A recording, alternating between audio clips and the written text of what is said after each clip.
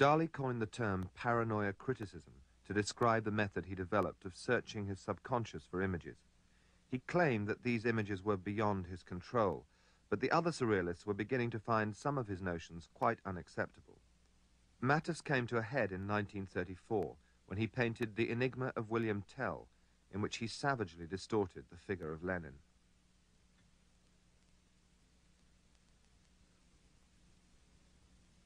There was an incident at the Salon d'Automne, I think, where Dali exhibited a painting showing Lenin in a rather curious attitude with an enormous behind, naked, and objects on that curious part of his flesh. And that was extremely disparaging for the personality of Lenin, who was probably, he might be criticized, but not in that humorous, circus-like way, you know.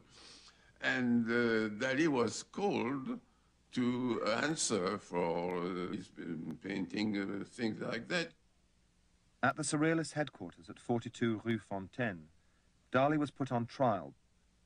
I was running a fever and getting a sore throat. I dressed very warmly, placed a thermometer under my tongue so as to keep vigilantly thinking about my case. Dali, what do you have to say for yourself? Breton was looking furious. The fact was that, having forgotten to take the thermometer out of my mouth, what I said was incomprehensible, and I was spitting all over him. I solemnly swore I was no enemy of the proletariat, about which, in fact, I don't give a fig. I had transformed the grotesque occasion into a true surrealist happening.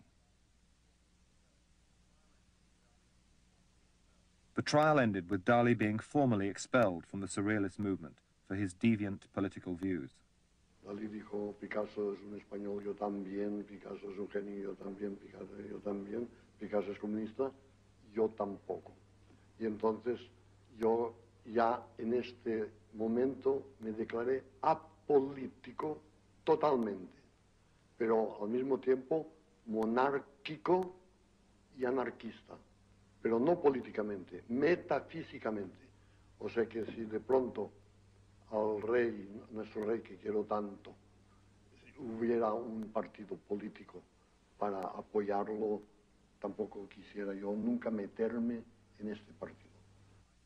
His controversial political attitudes isolated Dali from the mainstream of European intellectual thought, and eventually he openly declared his support for Franco. However, despite his split with Breton, his name had become publicly synonymous with surrealism, and he continued to insist that everything in the conscious and subconscious world was appropriate material for his work. I started to paint Premonition of Civil War, also known as soft construction with boiled beans, in which intermingled arms and legs choke each other, as it prophetically foretells the reciprocal killings in a Spain fascinated with the horror of self-destruction. The Spanish corpse was soon to let the world know what its guts smelled like. Knowing that out of this offal of disemboweled bodies in the ruins of its cities, Spain would one day rise again, returning to its traditional truth, its great male strength, and that I, the Catalan, would be there after this episode of revolutionary confusion to recall the existence of sacred values, I painted Cannibalism of Autumn while the fighting was going on at the gates of Madrid, and Sleep, which indicated the time necessary for the horror to be forgotten. He spent most of the Civil War in Paris, and in 1940, when the Germans invaded France, he left for America. The immense financial success that awaited him led Breton to name him A Vida Dollars, a bitter anagram of Salvador Dali. ¿Qué cree usted que el método paranoico crítico le aportó al surrealismo? Al surrealismo nada, a mí todo.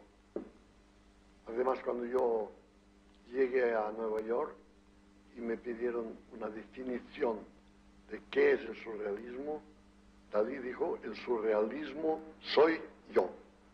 Y era verdad.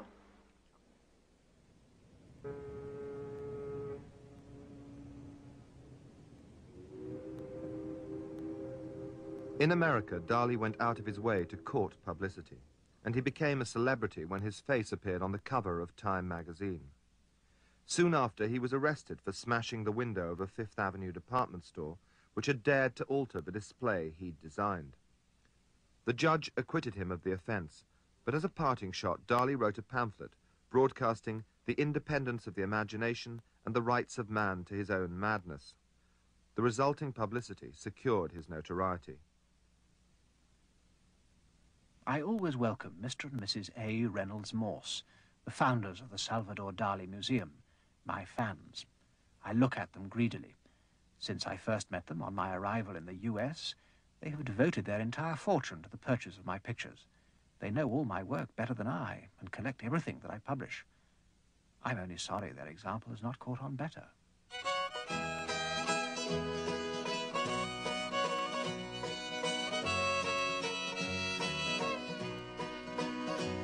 In the world's mighty gallery of pictures hangs a scene that is painted of life, the picture of pride and of passion, and a picture of peace and of strife.